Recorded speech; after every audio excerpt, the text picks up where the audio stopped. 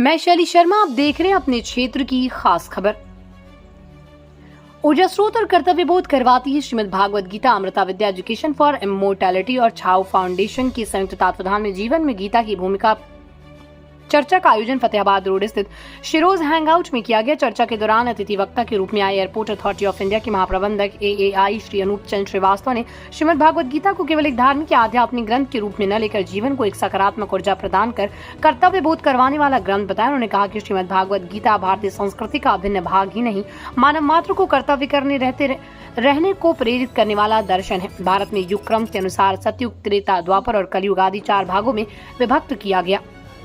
महाभारत द्वापर युग की घटना है। महाभारत के दौरान कर्तव्य पथ से विमुख होते अर्जुन को कर्तव्य बोध कराने को युद्ध भूमि कुरुक्षेत्र में महाभारत शुरू होने से पूर्व दिए गए उपदेश। उन्होंने कहा कि श्रीमद् भागवत गीता के रूप में प्रचारित ये उपदेश योगीराज श्री कृष्ण ने सारथी के रूप में अर्जुन को दिए थे। महाभारत के भीष्म पर्व के 25वें अध्याय में ये वर्णित है कि कृष्ण द्वैपायन व्यास, जो स्वयं महाभारत की कथा का हिस्सा रहे, उसके लेखक हैं, जिन्होंने कथाओं के अनुसार गणेश भगवान को सभी श्लोक बोले और उन्होंने लिखा। 1 लाख श्लोकों के साथ ये अभी तक लिखी गई सबसे बड़ी कथा है। श्रीमद् भागवत गीता मौजूदा दौर में भी और भी अधिक प्रासंगिक हो गई है। विषमताओं से भरपूर नित नई चुनौतियां जनजीवन की दिनचर्या का भाग है। पलायन वर्तमान में भी एक विकल्प के रूप में मौजूद है, किंतु देश, समाज और पारिवारिक दायित्वों का सकारात्मक निर्वहन समाज प्रति श्रेष्ठ भूमिका है और श्रीमद् भागवत गीता इसके लिए श्रेष्ठतम मार्गदर्शी है। हर्ष और आनंद की बात है कि व्यक्तिगत जीवन में गीता के दर्शन पर अटूट विश्वास करने वाले महाप्रबंधक AAI श्री अनूप चंद्र श्रीवास्तव हमारे बीच में है और एयरपोर्ट अथॉरिटी के एक महत्वपूर्ण प्रोजेक्ट के लिए कार्यरत है। अपनी तमाम आधिकारिक व्यवस्थाओं के बावजूद गीता प्रचार अभियान के लिए समय निकाल लेते हैं। श्री श्रीवास्तव ने पूछने पर एक जानकारी में बताया कि एक गीता में उनकी अटूट आस्था से केवल आध्यात्म या धर्म से ही न जुड़े कर जीवन दर्शन मानते हैं। सामान्यतः रविवार का अवकाश दिनांक पर ही गीता पर्याय अभियान के तहत सत्संग और संगोष्ठी करते हैं। 2018 से इस कार्य में जुटे हैं।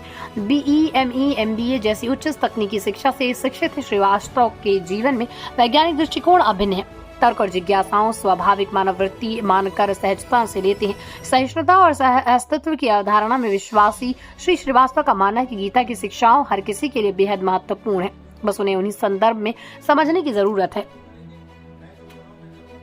वो बताते हैं गीता एक ऐसी पुस्तक है जो प्रबंधन प्रथाओं के परिप्रेक्ष्य में अंतर्दृष्टि प्रदान करती है, जिसका अनुसरण सफल व्यवसायियों, व्यावसायिक अधिकारियों और यहाँ तक कि आम नागरिकों द्वारा भी किया जाता है। उनका मानना है कि हमारे ऋषि, कवियों, विचारकों ने गीता की शिक्षाओं को किसी न किसी रूप में छुआ है। यही कारण है कि भारत में और भारत के बाहर कई प्रबंधन स्कूलों में गीता पाठ्यक्रम सामग्री के रूप में शामिल है। कुरुक्षेत्र में श्री कृष्ण के दिए गए उपदेश सामयिक नहीं, सर्वकालीन प्रेरक है। वो कहते हैं जब भी गीता की शिक्षाओं के बारे में चर्चा करते हैं तो उन्हें हमेशा लगता है कि जनसाधारण का अचेतन रूप से अस्तित्व और आध्यात्म में उनकी प्रवृत्ति है।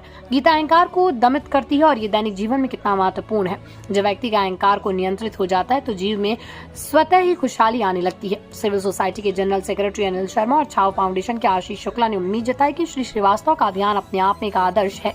इसके लक्ष्य और सकारात्मक पक्ष को दृष्टिगत उम्मीद है कि कर्तव्य निर्वहन के प्रति अगर लोग जागरूक हो गए तो निश्चित रूप से अपने आप में एक बड़ी राष्ट्र सेवा होगी।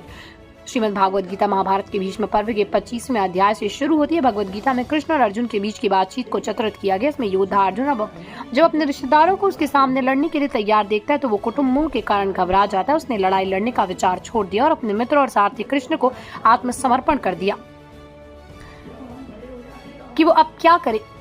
सारथी कृष्ण को आत्मसमर्पण कर दिया कि वो क्या करे। तब कृष्ण ने उन्हें खड़े होने और लड़ने के लिए निर्देशित किया और उन्हें एक बहुत ही गुप्त प्रवचन दिया जो बहुत गहन है। पूरे प्रवचन को श्रीमद् भागवत गीता के रूप में जाना जाता है। इस प्रवचन में कृष्ण ने अर्जुन को 3 योगों के बारे में बताया जो कि कर्म योग, ज्ञान योग, भक्ति योग।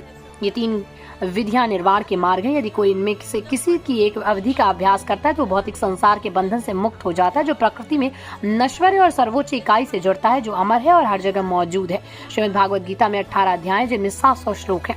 आज के कार्यक्रम में नबाउद्दीन MU कुरैशी, सईद शाहीन हाशमी, अमल शर्मा, DK तायल, फरमान, दीप्ति भार्गव, ज्योति खंडेलवाल, विधु दत्ता, कांति नेगी, ज्योति अग्रवाल, बिगरत विनोद दत्ता, शिवदयाल शर्मा, दीपक प्रहलाद अग्रवाल, एब्स रमन, राजीव सक्सेना, अनुपम चतुर्वेदी, चंदना तिवारी, संगीता, रोमी चौहान, जैस्मिन कौर, डॉक्टर महेश धाकड़, डॉक्टर विजय शर्मा आदि उपस्थित रहे। आप देख रहे थे गणेश पवार की खास रिपोर्ट। फिर मिलेंगे एक नई खबर के साथ, सच के सिवा कुछ नहीं। तो पूरे देश और दुनिया में कर्म पर ही आधारित एक हमारा ग्रंथ है। कहा भी जाता है कर्म प्रधान विश्व रचनाता, जो जैसे कर रहे हैं तस फल चाहता। तो आज हमें उन्हें अच्छे कर्म करने की यहाँ पे नई दिशा मिली। आप सभी आए, सबका बहुत बहुत स्वागत, शुक्रिया।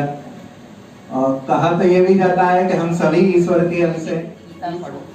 फिर जब वो दादी की डेथ का टाइम आया, बीमार रहने लगी, तो मम्मी कहती थी इनको गीता पढ़ के सुनाओ। तो हम लोग गीता पढ़ते थे। तो मम्मी से पूछा कि भाई गीता क्यों पढ़ रहे हैं हम? तो मम्मी कहती थी इसका 18वां अध्याय पढ़ने से मुक्ति मिलती है, मोक्ष प्राप्ति होती है। लेकिन हमारी दादी क्या है, वो वैसे पढ़ी लिखी नहीं थी और 98 की एज में उनकी डेथ हुई। तो वो किताबें बहुत थी, आज भी उनकी बहुत सारी किताबें, पतली सी किताब निकली कि सुख शांति के उपाय, 100 साल पुरानी किताब है वो, मैंने अभी निकाली थोड़े दिन पहले। तो उसमें लिखा हुआ था कि गीता के श्लोक का महत्व हमारे जीवन में क्या है। तो उन्होंने एक छोटी सी कहानी के जरिए बताया, और मैंने जब से उस कहानी को पढ़ा तो वो अपनी लाइफ ये में समझ जाइए कि भगवान आप पे बहुत बड़ी दया करके रखे। दया करना नहीं होता है, लो 10 रुपये ले लो, 100 रुपये, दया करना। और अगर आपके पास अनुकूल परिस्थितियां नहीं है, अनफेवरेबल कंडीशन नहीं है, आपकी कंडीशन ठीक नहीं है, रिवर्स कंडीशन है, प्रतिकूल परिस्थितियां हैं, इसका मतलब भगवान आप पे कृपा कर रहा है। कैसे कृपा कर रहे हैं? इसका मतलब भगवान चाह रहे हैं कि जो आपके साथ प्रॉब्लम्स है वो जल्दी खत्म हो जाए, जल्दी आप उससे निपट के उससे आपका निवारण हो जाए, आप उससे बाहर आ जाए।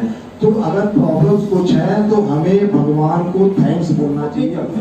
भगवान बस एक काम करते हैं, हमें सहने की शक्ति दे देते हैं। तो जो दुख हम रोकते हैं, जो दुख से हम परेशान होते हैं, वो दुख नहीं है। दुख, अगर आज आपके पास कोई दुख है तो ये लिख लीजिए कि दरवाजे पे सुख खड़ा है। और अगर आज आपके पास कोई सुख है तो ये लिख के रख लीजिए, गारंटी है कि दुख आने वाला है। ये इसलिए ऐसा होता है, इंसान को अपनी औकात में रहने की जरूरत है। जैसे ही हम सुख पे रहते हैं उसके बाद सभी चीजें हम फिर तो हम उड़ने लगते हैं। अब इतना ज्यादा होते हैं तो अगर सकता है वो 2 घंटा भी चैन की नींद ना सो पाते हो और आपको पता ही नहीं चलता। कम से कम आप अपने घर में 6 घंटे की नींद तो चैन से ले रहे हैं। तो पैसा, धन, दौलत, संग्रह, जिसको संग्रह बोलते हैं, ऐश्वर्य की चीजें होती है, जो भी हम इकट्ठा करते हैं उससे आपको सुकून मिलने वाला नहीं है, ये भी लिख लें। और अगर आपको कोई समस्या है तो आप इस वो है, एक तो है फंडामेंटल ड्यूटीज, दूसरा है फंडामेंटल राइट्स, और तीसरा है नीति निर्देश। ये मैंडेटरी मानने लायक नहीं होते हैं, पर ये ऐसा फ्रेमवर्क है जो आपको, आप कहते हैं कि आप कुछ अच्छा काम करिए, प्रेरित करते हैं करिए। ये बात दुर्भाग्यपूर्ण है कि ये साइलेंट फीचर बन के रह गया। पर आप देखें तो जो बाकी चैप्टर्स हैं उनमें सबसे ज़्यादा पावरफुल